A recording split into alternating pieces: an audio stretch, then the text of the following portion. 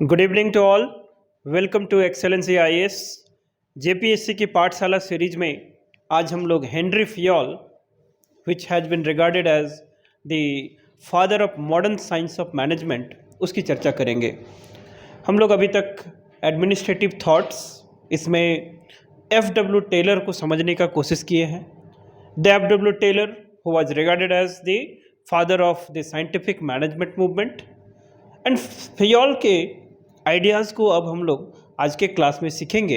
And ये जो पूरा फियोल का जो एडमिनिस्ट्रेटिव थिंकर्स, एडमिनिस्ट्रेटिव थॉट्स, ये दो पार्ट्स में आएगा। आज हम लोग फर्स्ट पार्ट में फियोल के बारे में बात करेंगे। So let us start the today's class. So सबसे पहले हम लोग करियर पर्सपेक्टिव, जैसा कि हम लोगों ने टेलर के बारे में पढ़ाई करा था कि what was the basically career perspective with respect to the that is called F W. Taylor. So first point would be कि फियोल का जो करियर पर्सपेक्टिव क्या था। He was also the product of the scientific management movement. Scientific management के ही वो by product थे। उनके भी जो थ्योरीज इस चीज़ पे फोकस कर रहा था कि that rule of thumb should be replaced with the science of administration. लेकिन जो फियोल का कंट्रीब्यूशन है, it was one of the, you can call the landmark. He was the most cherished personality because that he is one of the, उनका जो सबसे famous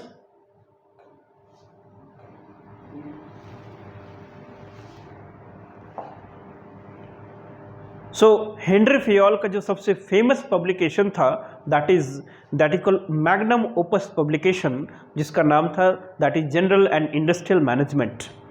और Fayol के 14 principles, जिसको कि the 14 flexible principles of organisational management बोलते हैं। And after the Fayolian theory this जो एंटायर ऑर्गेनाइजेशनल मैनेजमेंट का एक अप्रोच चेंज हो गया। So that was the Fayol was one of the, you can call, very stalwart personality whenever we talk about the discipline of the public administration. But Fayol classical thinkers थे। Fayol के बारे में 14 flexible principles के बारे में जानना है। All the 14 principles will help you to understand what actually the organizations. Before to take up the Fiolian theory, सबसे पहले you should understand कि what basically the areas what we are going to cover in this lecture series. सबसे पहले आपको ये मैं clear कर दूं कि दीज चैप्टर्स हम लोगों ने वॉलंटरीली अपने इस प्रोग्राम में इंक्लूड किया है। जेपीएससी की पाठशाला सीरीज आपके लिए एक स्पेशल सीरीज तैयार की जा रही है that will take up a comprehensive coverage of your the mains syllabus part. और ये इंटीग्रेटेड क्लासरूम आपको इंसेंटिवाइज करेगा, क्योंकि पैरेलली जो बिरसा सीरीज चल रही है वो आपके एक हैंड में प्रीलिम्स के क्लासेस हम लोग दे रहे हैं और दूसरे हैंड में we are trying to build up and unfold जो वो पूरा एरिया है that is the entire the process of the civil service, उसके लिए सिलेबस का कवरेज है। और वेरी सुन हम लोग का एक पूरी एक्सेलेंसी की टीम आपके लिए एक स्पेशल जैसे संकल्प बैच, जिसको प्रीलिम्स बैच के रूप में हम लोग लेके आ रहे हैं और उसके लिए अनाउंसमेंट किया जाएगा, वो डेडिकेटेड टू प्रीलिम्स होगा।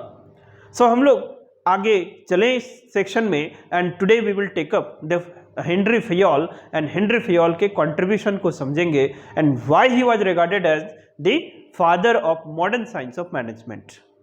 एक एस्पेक्ट में टेलर थे जिनका फोकस एरिया क्या था, engineering aspect of organisation, production oriented theory था। उनका अप्रोच क्या था कि actual work is basically done at soft floor level, bottom level of hierarchy. फियोल अभी आएंगे। फियोल का जो फोकस एरिया क्या होगा that is called managerial aspect, क्योंकि जो हेनरी फियोल थे अभी करियर पर्सपेक्टिव में हम लोग थोड़ी चर्चा करेंगे and that will help to correlate the sequential development of the things and क्या क्या एरिया अंडर फियोलियन प्रिंसिपल हम लोग बात करने वाले हैं। So let us take up first the career perspective and we will start the discussion from his the career perspective. और जो और सारी बातें हैं उसका एक फ्लो मैप पहले बना ले and then we will move ahead. So this personality that he was the Henry Fiol, one of the stalwart। ये जेपीएससी की पाठशाला सीरीज में लेक्चर नंबर 8 है और लेक्चर नंबर 8 के पहले जो 7 वीडियोज आ चुके हैं दैट विल बिल्ड अप ए को that is called the foundation से शुरू करते हुए एक आपका जो स्ट्रक्चर है उसको बनाने की कोशिश किया जा रहा है. So please follow and just be in tune with us. So Henri Fayol के बारे में आज हम लोग चर्चा करेंगे. सो क्या क्या टॉपिक हम लोग कवर करेंगे, सबसे पहले इसको देख लेते हैं. The number 1 we will take up the career perspective, है ना, ये पहला एस्पेक्ट होना चाहिए कि द करियर पर्सपेक्टिव. सेकेंड, जो बेसिक्स, ये क्लासिकल थिंकर्स थे. मैंने बताया था कि जो क्लासिकल थिंकर्स, न्यू क्लासिकल्स और मॉडर्न थिंकर्स, इसमें पूरे जो कोहोर्ट ऑफ थिंकर्स हैं उसको क्लासिफाई करते हैं. क्लासिकल का थिंकर्स का अप्रोच क्या था? Monomotivational, machine view point, robotic in approach. But जो क्लासिकल थिंकर्स में हेनरी फियोल हमेशा, या इनका एक बेसिक एजम्पशंस था. देयर वाज एन एजम्पशन, और उन एजम्पशंस के बेसिस पे वो अपनी थ्योरी को बिल्डअप करा आगे चल के. सो हेनरी फियोल का कुछ बेसिक एजम्पशंस था, उसकी बात करेंगे. सेकेंड, कि हेनरी फियोल और F W. Taylor both were contemporary with each other. लेकिन हेनरी फियोल फ्रांस से बिलोंग करते थे, सो ही बिलोंग्स, और उनका जो लैंग्वेज था वो लैंग्वेज क्या था? फ्रेंच. सो फ्रेंच होने के चलते although the Fayol's theory it was very rich in content, but वो लैंग्वेज बैरियर के चलते बाद में ट्रांसलेट हुआ. टेलर्स थ्योरी पहले ट्रांसलेट हुआ, सो पहले वो फेमस हो गया.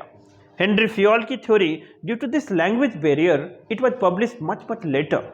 So that is why Henry Fayol got the prominence, got the tide in the later course of the time. तो ये फ्रेंच, और ये वो फ्रांस को बिलोंग करते थे. वो भी साइंस ऑफ एडमिनिस्ट्रेशन पे बिलीव करते थे. The science of administration, science of administration. But the biggest point and biggest noteworthy point was that कि he was the first personality जिन्होंने ऑर्गेनाइजेशंस का एक कॉन्क्रीट पिक्चर प्रोवाइड करने की कोशिश किया कि organisation it is a functional activity.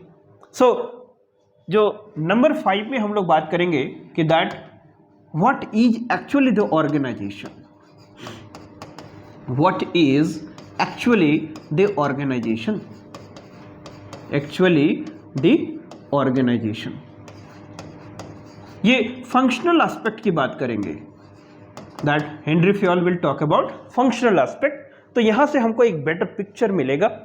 And next इसी डिस्कशन में that he will continue with कि there are something called segmental function, segmental function versus integral function, segmental function versus integral functions. And then we will take up the 14 principles of the Henry Fayol, right? The 14 principles. So these are the 7 areas under which one should have to study the Henry Fayol. First of all, the career perspective से शुरुआत करेंगे. So if I talk about the career perspective, तो career perspective में मैंने last class में भी जो बोला था कि whenever you read about the career perspective, you should focus directly on the concrete aspect. So career perspective में जब बात करें, so what is the career perspective?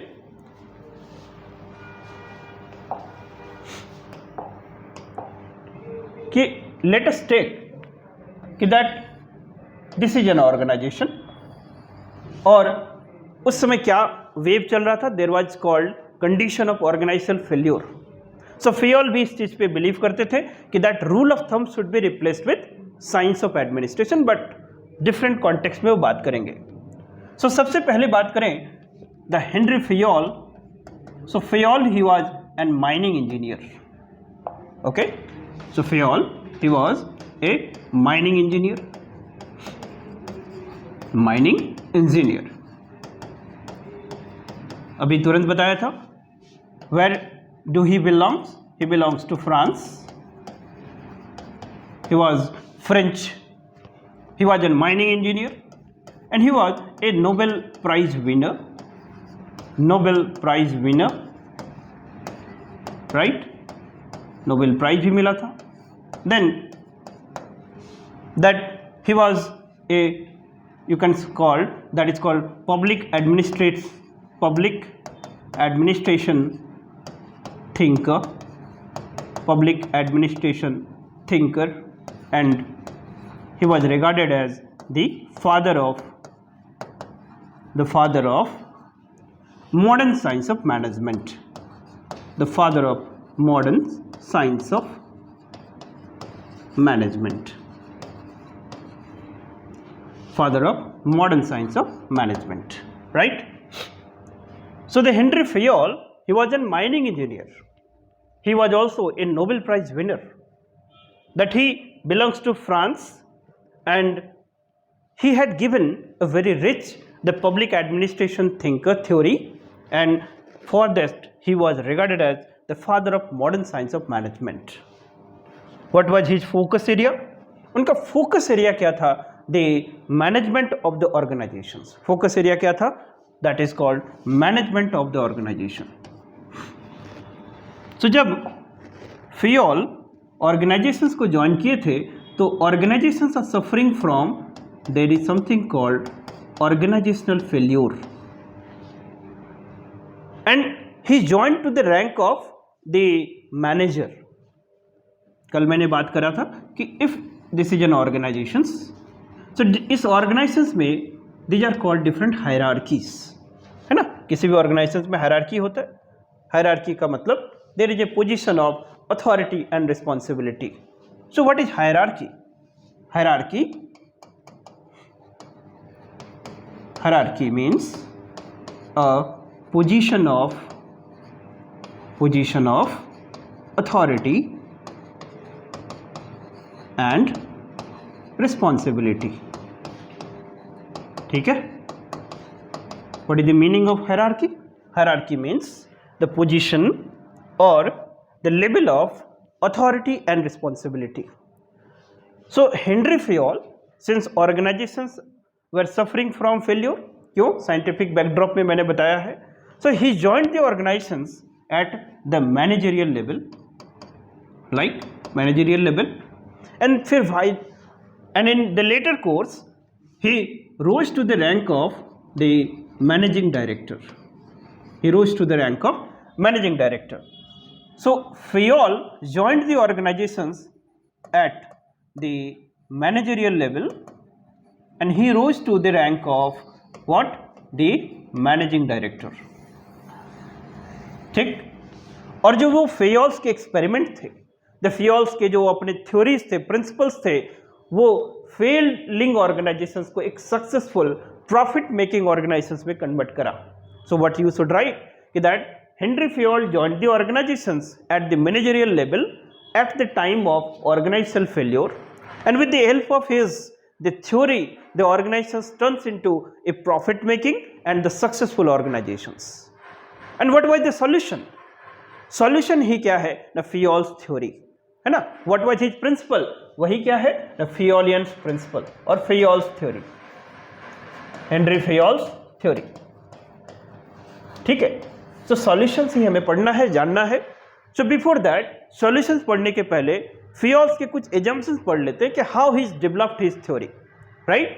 So context clear है कि that Henri Fayol, it was his the career perspective. He was a mining engineer, Nobel prize winner, and he was such a stalwart that he has been regarded as the father of modern science of management. क्यों? क्योंकि जो फियोलियन theory है उसके बाद organisational management का वो base बन गया, क्रक्स बन गया. Every theory is basically rooted on what that is called Fayolian principle. और फियोल्स की थ्योरी 14 फ्लेक्सिबल प्रिंसिपल्स के लिए जानी जाती है. हर एक के बारे में ब्रीफली पढ़ेंगे हम लोग, राइट? तो he joined the organisations at the manager level, and फिर फाइनली वो कहां तक पहुंचे थे? The managing director, right? The chief executive officers, the managing director तक पहुंचे, and on the basis of his experience, वो जो ऑर्गेनाइजेशनल एक्सपीरियंस था उनका, on the basis of that he developed his theory. ठीक? तो अभी हम लोग उनके एजम्पशंस को पहले पढ़ेंगे, एंड एजम्पशंस के बेसिस पे फिर हम लोग उनकी थ्योरी को आगे समझेंगे. तो एजम्पशंस को पढ़ते हैं ना. Belief and assumptions, second topic क्या होगा? The belief and assumptions. the belief and assumptions, belief and assumptions, क्योंकि माय डियर जो भी here you have to understand कि we are talking about classical thinkers. जो क्लासिकल थिंकर्स है, आगे चल के हम लोग ह्यूमैनिस्टिक में बात करेंगे कि that classical thinkers were basically they developed their theory on the basis of certain assumptions, certain belief. So Henri Fayol का क्या बिलीफ था? हेनरी फियोल बिलीव दैट कि the management and administration are not the two different things but they are the same things, right? What is that? कि there is no difference. There is no difference. There is no difference between. There is no difference between the management. There is no difference between management and administration. ये पहला believe था उनका कि management और administration दोनों एक ही चीज़ है। There is no difference. And second जो उनका एजम्पशंस था कि that rule of thumb should be replaced, rule of thumb should be replaced by science of administration, science of administration, because Henri Fayol he was also one of the child of the scientific management movement। तो scientific management movement का ये सबका emphasise area था कि that rule of thumb should be replaced by science of administration, है ना? The replaced by science of administration. Now ये जो बेसिक एजम्पशंस थे, इस एजम्पशंस को ध्यान से समझिए कि there is no difference between the manager and the administration. दोनों एक ही एक्टिविटी है, एक ही मैकेनिज्म है, और बेसिकली ये कॉन्टेक्स्ट के बेसिस पे बात होती है कि दोनों को एक ही टर्म से बोल सकते हैं कि जब डिफरेंस ही नहीं है तो let's say we call it mechanism. तो मैनेजमेंट और एडमिनिस्ट्रेशन क्या है? इट इज ए मैकेनिज्म ना, मैकेनिज्म फॉर, और ये जो मैकेनिज्म ना प्राइवेट ऑर्गेनाइजेशंस में बात करेंगे in the context of the private sector, तब इसको हम लोग बोलते हैं management, and in the context of public sector इसी को बोला जाता है क्या? एडमिनिस्ट्रेशन, है ना? So there is no difference between the management and administration, both are same. We call it a common term that is called a mechanism to manage, and if this mechanism is applied in the context of private sector, we refer at management, and same thing when we apply in the public sector, the same thing is regarded as or referred as administration. So what is an administration? We will try to define, but before that उनका assumptions को समझिए कि administration is administration, nothing public about it, right? कि जब हम लोग meaning of public administration पढ़ रहे थे तो what is the meaning of public administration? The meaning of public administration में क्या बात हुई थी कि द पब्लिक एडमिनिस्ट्रेशन मीन्स जो ड्रिट वाल्डो का व्यू पॉइंट है, ड्रिट Waldo, so ड्रिट Waldo has given the पब्लिकनेस character. कैसा character? The पब्लिकनेस character of the public administration. And पब्लिकनेस मतलब the government, state, that is called publicness character. It means there is a public sector. It means the public sector. So public administration essentially refers to the public sector. But Fayol क्या बोल रहे हैं कि no, there is a mechanism. If any mechanism makes the private sector successful, the same mechanism can also make the public sector successful. So that mechanism which govern the organization, a management और administration, दो अलग अलग context है, बस बाकी commonality of principles है। So इस value basis पे उन्होंने अपनी थ्योरी को डेवलप किया था। तो पहला पॉइंट समझ में आया? ये पहला पॉइंट में क्या बात करते हैं कि there is no difference between management and administration। आगे क्या बात करेंगे? Second point he will say कि दैट कि जब हम लोग टेलर की बात किए थे तो टेलर ने एक पॉइंट बताया था that is called unity of command. हम लोग यूनिटी ऑफ कमांड, इसको ध्यान से समझिए। Unity of command, unity of command का मतलब होता है कि that one subordinate should get the command from only one superordinate, will get command from only one superordinate. ठीक है, सबऑर्डिनेट और ये सुपरऑर्डिनेट। सुपरऑर्डिनेट मतलब सुपीरियर, सबऑर्डिनेट का मतलब lower in the hierarchy. So unity of command, this is the you can call the universal principle था उस समय। एंड इस यूनिटी ऑफ कमांड में क्या बात होती थी कि the one subordinate should get the command from only one superordinate. इसको क्या बोलते थे? Unity of command. लेकिन टेलर ने क्या बोला था कि टेलर बोला कि नो, क्योंकि टेलर सॉफ्ट फ्लोर लेवल पे बिलीव करते थे।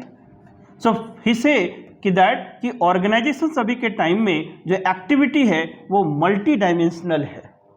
सो मल्टीपल सुपरविजन चाहिए। जो एक सुपर ऑर्डिनेट सारे एक्टिविटी को सुपरवाइज नहीं कर सकता है, that's why we need what, a domain specialist. और उन्होंने क्या बात करी थी इसकी जगह पर? The functional foreman. तो वहां पर टेलरियन फिलॉसफी में क्या था कि there is manager, there is worker and there is functional foreman. तो फंक्शनल फोरमैन क्या थे? मिडिल मैन थे, जो नीचे के लेवल के काम को देखते थे। और इनको कौन देख रहा है? Manager.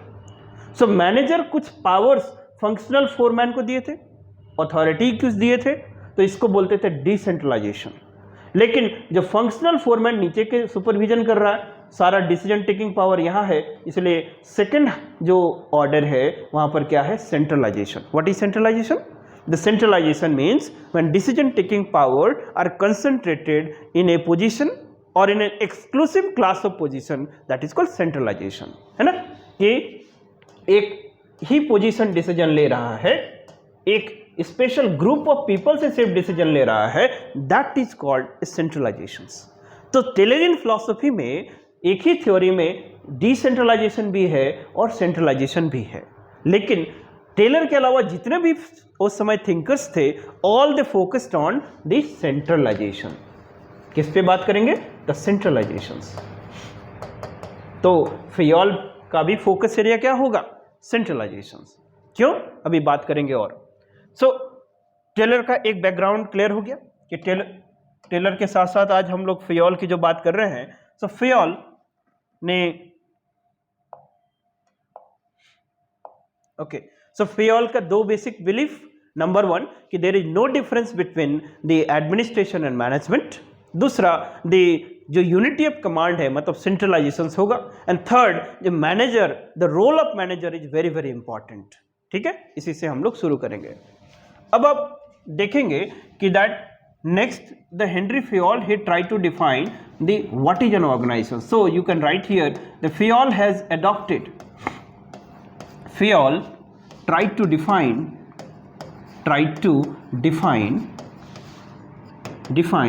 what is an organization. What is an organization? Okay, what is an organization? So traditionally an organization is what? It is represented through a triangular shape, and how many components are there? There are three components, that is 3M. मैंने पहले ही बोला था कि that 3M कि this 3M means there is something called man, there is something called method, and there is something called the man, method and machinery. ठीक है, this is traditional viewpoint.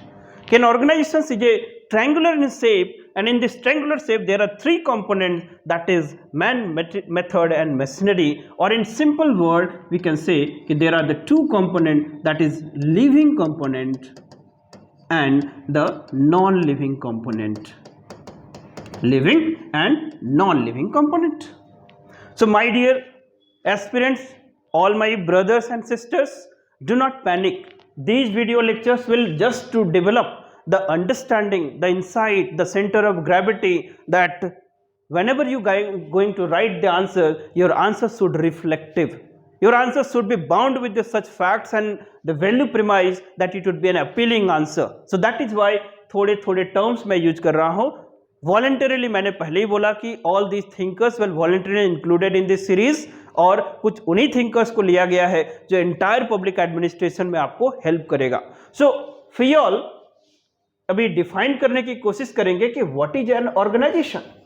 सो अभी तक ऑर्गेनाइजेशंस में हम लोग ये जानते हैं कि it has the two component, one is called living and another is called non living component, जिसको कि मैन, मेथड और मशीनरी में भी दिखाया जाता है। ठीक, अभी फियोल क्या करेंगे ना, इसमें एक ऑर्गेनिज्मिक व्यू पॉइंट लेके आएंगे, that is called functional view point.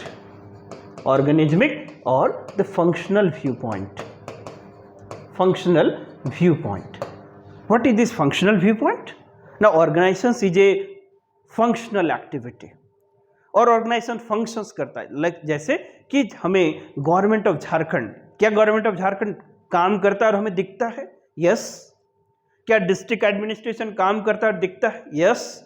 क्या कोई स्कूल जो सरकारी स्कूल है वो काम करता है और दिखता है? Yes. So organization it is a functional activity.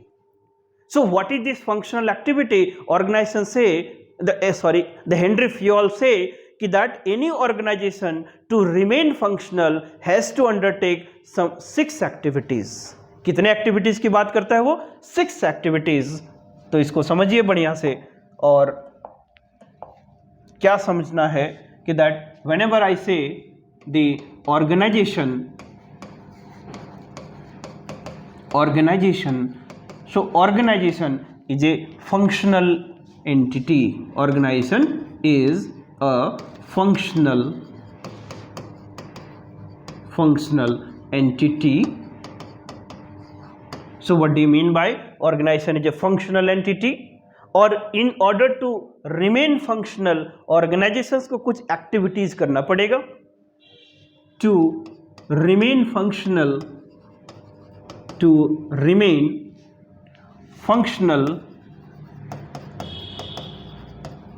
organization, any organization has to perform how many activities? Now 6 activities.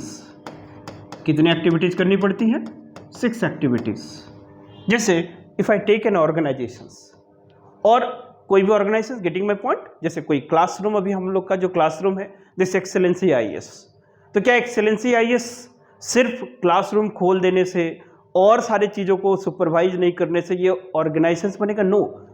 Whenever we talk about an institutions, it has technical department, it has academic department, it has finance department, it has administrative department. So ये सारी चीज़ें मिलके एक organisation बनाती है। Can I say कि that district administration is an organization? Can I say the district administration it is an organization? Yes, it is an organization. तो क्या क्वालिफिकेशंस होने चाहिए ऑर्गेनाइजेशंस होने के लिए? And functional activity of organization मतलब functional view of organizations के लिए फियोल से कि कितनी एक्टिविटीज करता है? The 6 activities. The 6 activities are the technical, financial, commercial, technical, financial, commercial, accounting,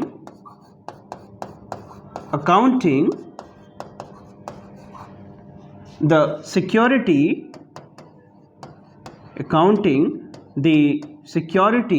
and last is administration. 6th one is administration. ये 6 activities हैं ना। Any organization to remain functional has to perform 6 activities. How many activities? Technical, financial, commercial, accounting, security and administration, right? So 6 activities के कुछ अलग अलग काम होते हैं। Let's visualize it. If I say the district administration, consider the district administration, or district administration, is it a functional organization? It is a functional entity. क्या वहाँ पर टेक्निकल काम होता है क्या? टेक्निकल फंक्शन का मतलब that equal tools and techniques, है ना? Tools and techniques of organizations, let's say planning, organizing, है ना, managerial the activity that is called tools and technology, इसके लिए क्या मैंने ट्रिक्स बताया था, POSDCORB, planning, organizing, commanding, coordinating, reporting, budgeting, ये सारे काम होता है क्या? यस। सो हमको दिखता है कि in district administration technical functions हो रहा है। फाइनेंशियल का मतलब the optimum utilization of the financial resources. तो फाइनेंशियल रिसोर्स को कैसे यूटिलाइज कर सकते हैं? Through proper budgeting, through proper monetary policy, through proper financial fiscal policy. तो ये सारी बातें होती है क्या? प्रूडेंट एक्सपेंडिचर होता है कि वेस्टफुल एक्सपेंडिचर? प्रूडेंट एक्सपेंडिचर, उसके लिए एक डिपार्टमेंट होगा। सो फाइनेंशियल एक्टिविटीज है। कॉमर्शियल एक्टिविटीज का मतलब there is something called sale, purchase, exchange, ये भी होता है।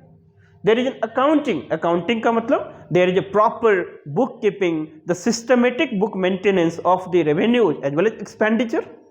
सो इन डिस्ट्रिक्ट एडमिनिस्ट्रेशन ऐसा होता है क्या कि कितना एक्सपेंडिचर हुआ सोशल सेक्टर स्कीम्स में, कितने रेवेन्यूज आए, ये सारे चीज का एक बैलेंस, एक मैकेनिज्म बुक कीपिंग होगा क्या? Yes. So accounting activities are also there. Security का मतलब कि the security of the life and property. If you are a member of the state, तो state will take care about your security. तुम्हारी life तुम्हारी अपनी life नहीं है, it is been secured by state administration. So the organisations also try to ensure कि उस job के through आपके life as well as property का भी सिक्योरिटी इंश्योर हो। सो ये फंक्शनल एस्पेक्ट है। और लास्ट में एडमिनिस्ट्रेशन है जो कि क्या बात करेगा कि दैट जो भी रिसोर्सेस हैं ऑर्गेनाइजेशंस के, जो भी अफेयर्स हैं ऑर्गेनाइजेशंस के, उसका proper management, that is called administration. तो एडमिनिस्ट्रेशन में क्या क्या ध्यान रखेंगे? That is the resources plus affairs of the organisations, इसका प्रॉपर मैनेजमेंट। थोड़ा सा समझ में आया? District administration. So in this way you can also right like any school, it is an organizations. State government, it is an organizations. Government of India, it is an organizations. And these organizations are a functional entity. उसके लिए कितने functions होने चाहिए? 6. Technical, financial, commercial, accounting, security and administration. This is the first starting point of the Henry Fayol. तो Henry Fayol ने ये चीज बताया. Now, further he said कि that out of these 6 activities, there are segmental activities and there are integral activities. So how many activities? There are 6 activities. 6 activities हैं और इन 6 activities में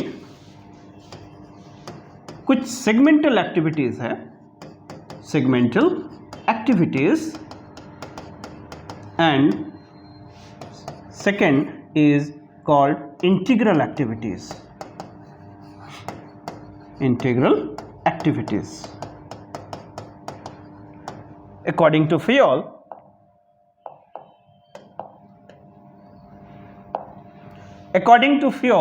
the segmental activities are those activities which can exist in isolation, but integral activity is that activity which influences every other activities. ठीक है? Segmental माने अकेले अकेले रह सकता है, अकेले अकेले हो सकता है, but integral activities means which influences, which guides every other activities. So what are the segmental activities? So Henry Fayol say कि दैट एक्टिविटी 1, 2, 3, 4 and 5. These 5 are called segmental activities, and the activity number 6 is called integral activity. 1, 2, 3, 4, 5 का मतलब क्या था कि that is called technical, commercial, financial, security, and that is called technical, financial, commercial, accounting and security. These are the 5 functions. The technical, commercial, financial, accounting and security, ये सारे क्या है ना? सेगमेंटल एक्टिविटीज है. और इंटीग्रल में कौन? Administration, it is the integral activity. ठीक? तो ऑर्गेनाइजेशंस में कि let's say this is an organization, और in this organization there are the segmental activity and there is called integral activities. ठीक है? Segmental and there is called integral activities. याद कर लेना है, सेगमेंटल एक्टिविटीज का मतलब technical, financial, commercial, accounting, security. Integral का मतलब एडमिनिस्ट्रेशन। तो यहां पर ये सारे डिपार्टमेंट अलग अलग एग्जिस्ट कर सकते हैं। इफ आई से कि दैट लेट्स से कि that there is something called the technical department. Technical department, so technical department financial department या ऑडिटिंग डिपार्टमेंट से कम डिपेंडेंट होता है या फिर इंडिविजुअली वो एलोन एग्जिस्ट कर सकता है। क्या ये सही है? यस, टेक्निकल डिपार्टमेंट वो कर सकता है क्योंकि वहां पर technical knowledge, domain specific knowledge चाहिए। वो ऑडिटिंग फाइनेंस रहे तो ठीक, नहीं तो अदरवाइज भी एग्जिस्ट कर सकता है। So that is why it is called the segmental activity. लेकिन वो टेक्निकल डिपार्टमेंट अच्छे से काम करेगा, ये किस पे डिपेंड करेगा? सुपरविजन पे, एडमिनिस्ट्रेशन पे। सो एडमिनिस्ट्रेशन उसको अच्छा या बुरा कर सकता। इसका मतलब है कि the administration influences the segmental activities. Every segmental activity, आप टेक्निकल की बातें करेंगे, सिक्योरिटी की बात करेंगे, फाइनेंस की बात करेंगे, ऑडिटिंग की बात करेंगे, सब किससे इन्फ्लुएंस होगा? एडमिनिस्ट्रेशन से। सो एडमिनिस्ट्रेशन को क्या बोलेंगे? Integral activity. यहां तक कोई दिक्कत वाली बात नहीं है, राइट? तो आगे हम लोग बढ़े तो आगे हमको देखने को मिलेगा कि दैट फियोल फर्दर से कि whenever an individual move from that is called lower hierarchy to a middle of hierarchy, then segmental activities बढ़ता है। और वो जब मिडिल ऑफ हायरार्की से फिर टॉप ऑफ हायरार्की जब जाएगा तो फिर क्या होगा ना? Integral activity will increase. What I say? First of all write down and try to understand. Fayol say कि that whenever an individual, so इसको इस तरह से ड्रॉ करते हैं कि there is, let's say this is called hierarchy, this is called the bottom level, this is called bottom level, this is called middle level of hierarchy, and this is called top level of hierarchy, this is called top level of hierarchy। और इसी के parallelly एक और figure बना लीजिए। let's say this is an organizations, and in this organizations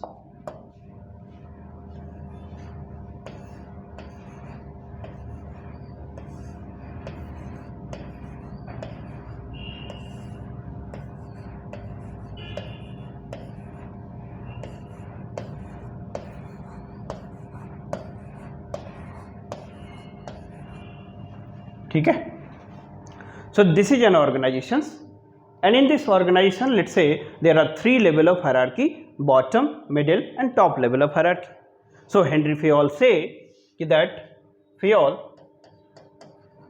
फियोल say when an individual moves from bottom to middle level of hierarchy, तो यहां पर क्या बढ़ता है? Segmental functions. सेगमेंटल फंक्शन बढ़ते चला जाता है। The segmental function will increase and whenever the individual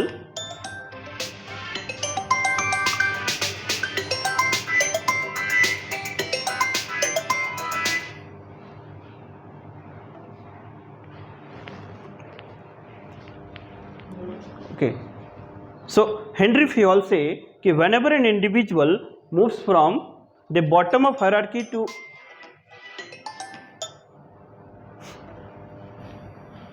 so whenever an individual moves from bottom of hierarchy to middle of hierarchy, then the segmental function will going to increase, segmental function will going to increase, or the individual moves from middle to top of hierarchy, then the integral function will going to increase, है ना? This is the statement you must write कि that Henry Fayol say कि whenever an individual moves from the bottom of hierarchy to middle of hierarchy, then which type of function increase?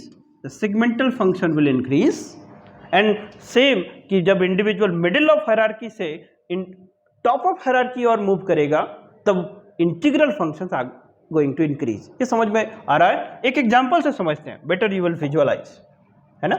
एक example से समझते हैं कि जैसे हम बात करें कि let's say if I talk about the engineering department, है ना? If I talk about the engineering department, so engineering department में आप क्या करेंगे? Let's say सबसे पहले you join the organization as what? Assistant engineer, ठीक है, असिस्टेंट इंजीनियर इस पोजीशन में आप ज्वाइन करेंगे।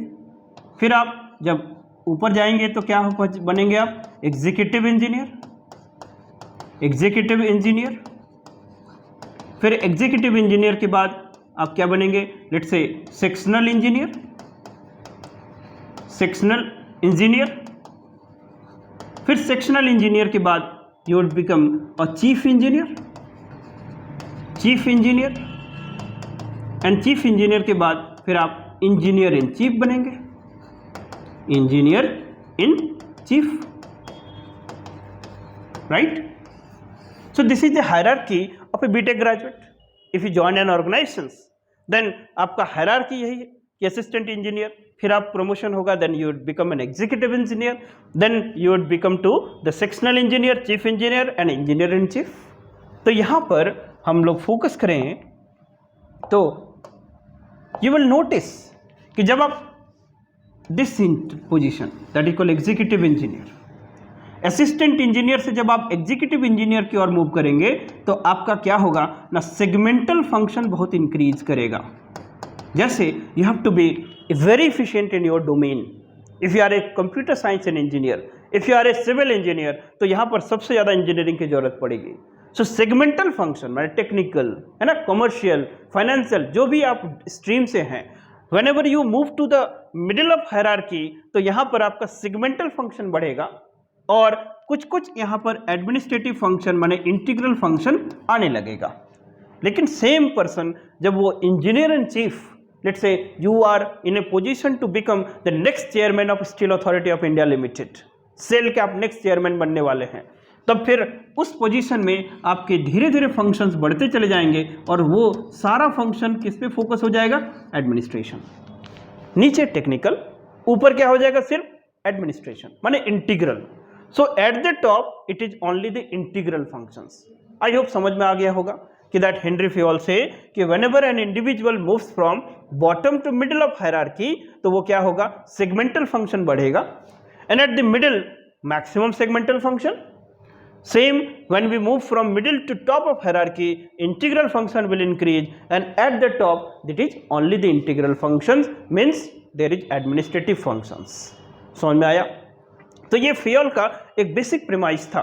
What is the first point, he says कि that any organisations to remain functional, what are the activities, 6 activities, कौन कौन से, technical, financial, commercial, accounting, security and administration. The top 5 activities are called segmental activities and the last one is called integral activity because it influences every other activity. ये समझ में आ गया। He further say कि when the individual moves from bottom to middle of hierarchy, then the segmental function will increase, and the same person when you move from middle to top of hierarchy, then integral function will increase, right? So this is the one aspect of the Phelan theory. Now next एक और aspect हम लोग देखेंगे। What is that? कि that ठीक है ना, 10 minutes. Henry Fayol further say that why administration is called integral function. He further say that why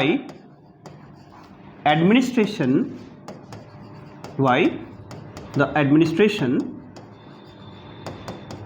is called the integral function or integral activity. ठीक है, अभी क्या देखा कि टेक्निकल, कॉमर्शियल फंक्शन जो एक्टिविटीज़ थे वो कैसे थे, सेगमेंटल एक्टिविटीज़ था, और जो एडमिनिस्ट्रेशन है उसको क्या रखा गया, इंटीग्रल एक्टिविटी। तो फिर इसका सॉल्यूशन भी बताते हैं कि why it is called the integral activity. So Fayol से कि the administration actually do the following activity.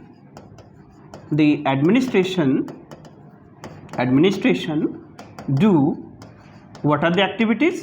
Now he say that these are the activity, POCCC, कि एडमिनिस्ट्रेशन अकेले ये 5 काम करता है। कौन कौन सा? POCCC means the planning, organizing, planning, organizing, commanding,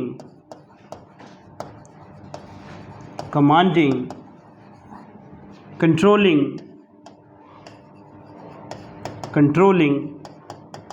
and coordinating, right? And the coordinating. So the administration do these 5 activities: the planning, organizing, commanding, coordinating and controlling. So Fayol इस प्लानिंग के लिए एक वर्ड यूज करते थे, that is called प्रीवॉयंस, है ना? इसके लिए क्या यूज करते थे? That is called prevoyance. So what is the planning? Planning means what? के that you first decide the goal, the targets and also strategy how to achieve the target. Means outlining the plan, setting the goals and how you achieve the goal. Means you are, तुम्हारे पास क्या है? Resources है, तुम्हारे पास क्या है? Human चीज है. So on the basis of the human resource, on the basis of the material resource, you decide the goals, the targets, and on the basis of that you also finalize, also come out with the strategy that how to achieve the goals. So this is called the planning. Similarly organizing means आपके पास जो human resource है, man, material, finance, उसको different layers में, different way में किस तरह से आप organize करें, that is called organizing. Commanding का मतलब क्या होता है कि that is कि there is something called superior and there is something called subordinate. So superior and subordinate के बीच में कैसा रिलेशन होना चाहिए? There shall be a disciplined relations. So administration should work to establish a disciplined relation between the superordinate and subordinate, that is called commanding. Getting my point? Similarly, if we talk about the controlling means what?